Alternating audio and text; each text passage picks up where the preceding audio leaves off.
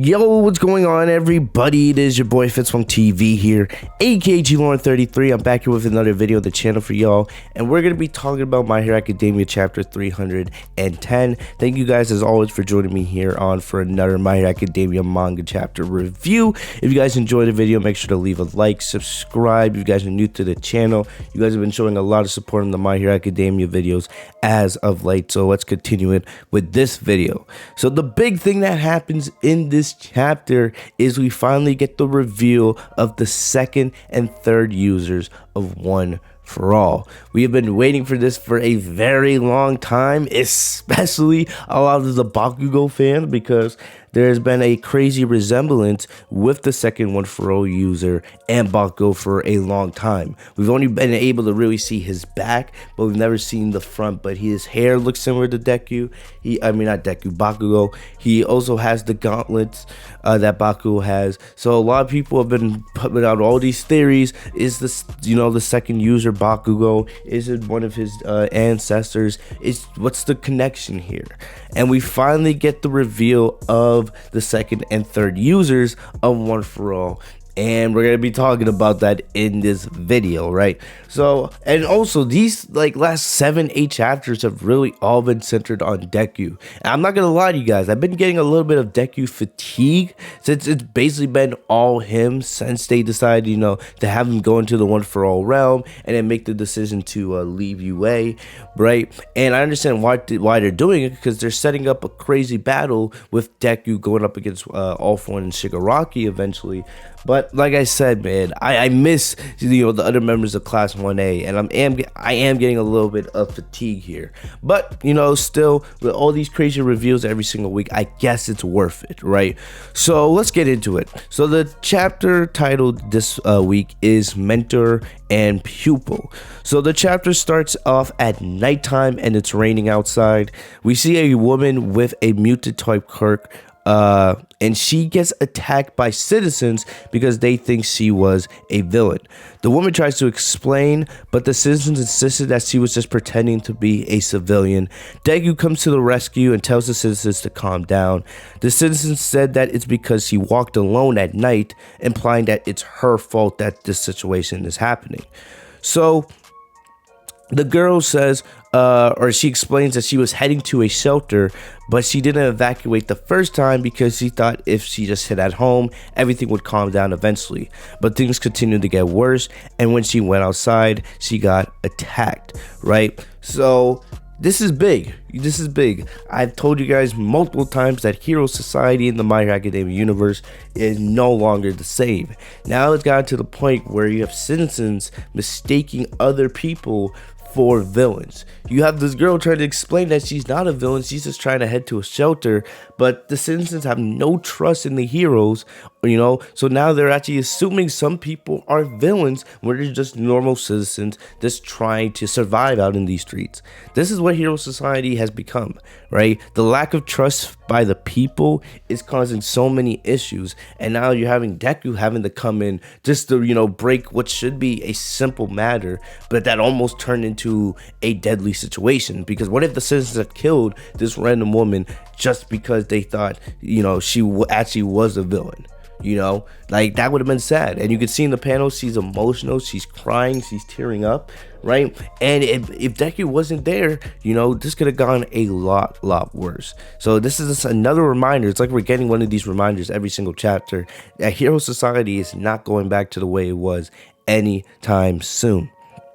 So then we see All Might. All Might arrives with his fancy car to catch up with Deku. Because remember, Deku's just flying all over the place. And All Might, he doesn't have the power to keep up with him. So he's just using his own car to get around. And Deku told All Might to help the woman get to the shelter, right? And we know a lot of the hero schools around the areas are being used as shelters. So Deku had to go because, like I said, Deku's flying everywhere trying to, take out as many villains as possible. So All Might stopped Deku and handed him a bento box. He said that it was tonkatsu. It's a Japanese food, all right? You guys can't blame me for not getting it wrong, all right? But it has some special Japanese snack in it, and All Might said it would cheer Deku up. Deku said thank you, and All Might told him to eat it before it goes bad. So, excuse me, you guys could clearly see that Deku is not the same. He's not the same. I've been telling you guys that Deku's had this depressed look on his face. Why do you think we haven't seen Deku smile in like forever? And like, you really think Deku wanted to leave UA and leave all his friends behind? No, he didn't. And even still, he has Endeavor and All Might and Best Jeanist and Hawks backing him up, but still, this has to be very tough on Deku. He's still only a 16-year-old boy, but he has the pressure of being the #1 hero, not by society, but just because he has One for All and all these other quirks and powers. He believes he has to be the guy to take down Shigaraki and All for One, and it's caused him to make all these decisions to leave UA, to leave the people that care about him the most, right? And now he's, basically by himself. Well, he has All Might with him, but he has to take care of all this. And, you can see that even All Might notices that. All Might notices that, and he's trying his best to cheer Deku up, just to see Deku smile a little bit. So, depressed Deku, man, it's really a thing. It's really a thing. So, the scene changes to the One for All realm, and we see that the fifth user says it feels like time went backwards. Deku also explains that they still haven't got enough info on the League of Villains' whereabouts, and there's still not enough people to handle the jailbreakers. So Deku said All for One and Shigaraki were so strong that even Endeavor, Izawa, and other heroes working together were not enough to stop them. Clearly we just saw that in the war arc, right? And since he wasn't able to pull out the full power of One for All, if he can't do that now, he will have no chance, because it's only right to assume that Shigaraki and All for One are just going to get stronger and stronger before their next battle. So then we get another flashback in the One for All realm, right before Deku awaked at the hospital and made the decision to leave UA, right? We see that the first user, All for One's brother, and the first user is having a conversation with the second and third user. And remember, this was a couple chapters ago, the first user said, please cooperate in order to release the full power of One for All, because, Deku still needs to learn about the other quirks, right? And all that together will make One for All even stronger. At the end of the sentence, the first One for All user says, my hero. And everybody in the room goes quiet, because there's like this awkward silence, because here you have the first user of One for All saying, my hero to the second and third users who never speak in the One for All realm, right? And, after the awkward silence, we see the fifth yell at Deku to use this chance to learn about the Force and 6 quirks. And we all know those quirks are, Danger Sense and Smokescreen. So once Deku, Deku is over in the corner talking to the other predecessors, right? The other predecessors are busy, explaining their quirks. We see the third still facing the wall, and the third said to the first that he was born and lived at a really bad period where All for One was at his prime. He's talking about the second user, right? And in order to stop All for One, his colleague, who was the second user, had to take the lead and fight. The third said that the first, and we actually get the name of the first user of One for All for One's brother. His name is Yoshi, right? So almost think of like Yoshi from Mario, but with a C, right? So Yoshi. So he said that the first user, Yoshi, should know about this, and that the fact that they had sacrificed so many lives in order to stop Yoshi's older brother, All for One. So then the second turns around, right? The second said that in every battle there is only a winner and a loser. So the idea that I want to save my arch enemy is a crazy delusion. So we get to see the face of the second One for All user finally, and he looks like Bakugo, but he doesn't look like Bakugo. He doesn't have that intensity that Bakugo has, the crazy looks that Bakugo is always making, the facial expressions, but he does have a resemblance to Bakugo. His hair is darker, right, and so is his eyebrows, plus he has a crazy scar in the middle of his face, but I'm not gonna sit here and say he doesn't look like Bakugo. I'm gonna say he's not Bakugo. But the thing about it is, the gauntlets on his hands, right? There's no way the creator of My Hero Academia, I'm forgetting his name, but you guys know. There's no way that he didn't make this character and tease us all this time for people to not think he was Bakugo, right? Remember how long he teased us about Toya Todoroki, and how for years people had the theory of Todoroki being Shoto's brother, right? And then we finally got that reveal in the war arc. I feel like he had the same thing planned here with this reveal of the second One For All user.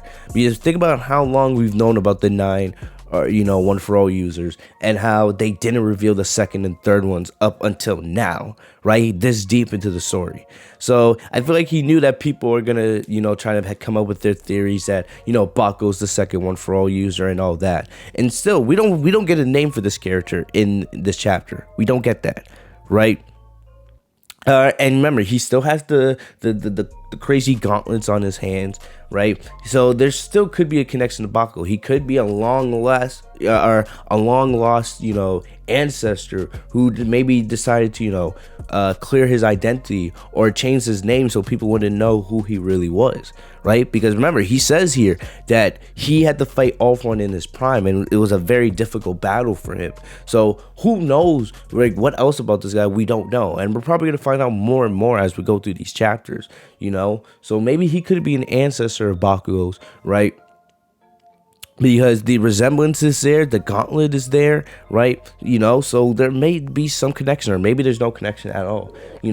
I would say the best way to describe this character is he does look like Bakugo, but he has the hair color of Bakugo's father. You guys have seen Bakugo's father before, right? He's not that intimidating. He's more just a normal father. Bakugo gets his looks from his mom, but the second One For All user has like the dark hair color that Bakugo's father has. So who knows? I know people are gonna continue with the theories. I'm not gonna sit here and not say that he doesn't look like Bakugo, because he does, to an extent. But for right now, I don't think he is Bakugo. I don't think there's some crazy time loop theory or anything like that. But still, we'll just have to wait until we get more information. But like I said, I also like how the second user here, he says that the fact that I want to save my arch enemy is a crazy delusion. So that's one of the reasons why he was so quiet. He doesn't agree with Deku's idea that that Deku wants to actually save Shigaraki. He believes that when Deku fights Shigaraki, one's gonna have to live, one's gonna have to die. Gran Torino kind of said that last chapter as well. Deku's one of the only people who really truly believes he can save Shigaraki. And we'll have to see if that's what Deku is actually able to do. Right now, I don't think he's going to be able to do it. I think Shigaraki's too far gone. But still, we have a long way to go in this story. The first asks the second, why did he reach his hand out to save him then on that day, even when he knew that he was a family member of his own arch enemy? If the second didn't bring Yoichi out of that room that day, One For All wouldn't even exist. Because remember, All For One had Yoichi trapped in a room, right? And it was technically All For One that gave One For All to Yoichi, right? And Yoichi also guessed that the second and the third appeared in the One For All realm because they knew that they didn't have any choice but to entrust everything to Deku, even though they didn't agree with Deku's mindset of wanting to save Shigaraki. So we see the second ask Yoichi if he thinks that Deku will be able to end everything, right? And Yoichi answers with, it's true that One For All's origin is being a power that won't bow down to All For One, but it's because you reached your hand out to me, One For All journey started. As they show the panel of Yoichi taking the second hands, the next panel, which ends the chapter, shows Deku and all the predecessors, with the second saying, listen up kid, we're gonna speed things up from here, right? We don't know what this is really supposed to mean, right? If this means that that Deku getting the quirks of the second and third user is going to be sped up. You know, if they do choose to do that, it is going to bother me, because remember, you know, just right now in My Hero Academia season 5, they're revealing in the joint training arc that Deku's, you know, has Black Whip. Deku's just starting to learn how, you know, he can get the quirks of all the other users. Now it's like every couple of chapters now, Deku's getting another quirk. So if they give Deku the second and third quirks very quickly, you know, to speed things up, you know, it is going to bother me, because you don't have to rush. Deku's already so strong as it is with Smokescreen now, added on top of Danger Sense, Float, Black Whip, and One for All. You know, and if the second quirk is similar to, you know, like Bakugo's explosion, right? That's a game changer. That's huge right there. And I hope that's not the case, right? Because then it would probably anger a lot of Bakugo fans, right? Especially me, because Bakugo is my favorite character in the show. It's also just like, why are they going at such a frantic pace to get Deku all powered up? Do they really want to get this battle with Deku against All For One and Shigaraki done now? You know, like, and if that's the case, what happens after that? Are you gonna build up a whole new villain? Like, are you gonna end the show? Are you gonna end the series? Like, I don't know. You know, so there's a lot of questions. So that line that the second gives of, you know, him telling Deku that we're gonna speed things up, that's very interesting. But we see Deku says yes as he bites on the food that All Might gave him, and that's how the chapter ends. So either way, this was a really good chapter, right? Once again, you know, getting to finally see the second and third users of One For All get revealed, that's exciting, and we know that's going to be huge for the future, because now, you know, Deku could be that much closer to unlocking all the quirks of the predecessors of One For All. But, you know, if they do choose that, to me, it is going to come off as just a little bit rushed. Not going to say it's fully rushed, not going to say that the story's bad or anything, but you know, they've been spending, like I said, they've been spending all these chapters lately on Deku, you know, and clearly they're setting it up for a huge battle with All For One and Shigaraki eventually. But, you know, it does feel just a little bit rushed. And, you know, if it wasn't for all these crazy reveals every single chapter, I would personally sit here and say that I'm getting Deku fatigue. You know, I'm like, but the thing about it is, it's the reveals every single chapter that are kind of, you know, keeping me, you know, tuned in all the way. I want to know what's going on at UA. That's what I want to know. And I keep saying in every single chapter, you know, like just seeing the second One For All user. Imagine if we had seen Bakugo at the end of the chapter. You know, it just like panned back to UA. You know, imagine how great that would have been. You know, so like I said, we're just gonna have to be patient, but I really want to know what's going on with UA. How are they, you know, taking the news of Deku? Are they talking about it in the news? Right? I want to know these things. I really do. But, you know, like I said, we're not going to get another My Hero Academia chapter for 2 weeks, because next week, Weekly Shonen Jump will be taking their monthly break. So we won't have a new chapter for 2 weeks. So we'll have to wait. But either way, man, you know, this was another great chapter. My excitement is building up, because we know where this is leading to, man. But I just hope that they get some of the other Class 1A members involved in this as well, because I want to know what's happening. You know, remember not Shigaraki. Remember Todoroki, Shoto, right? The Todoroki family. They were gonna go after Toya. Like, we haven't had any, you know, update on that. Like, there's a lot I still want to know.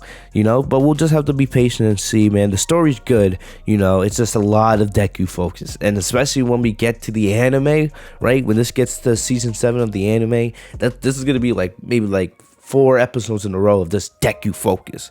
So it's definitely something to look out for.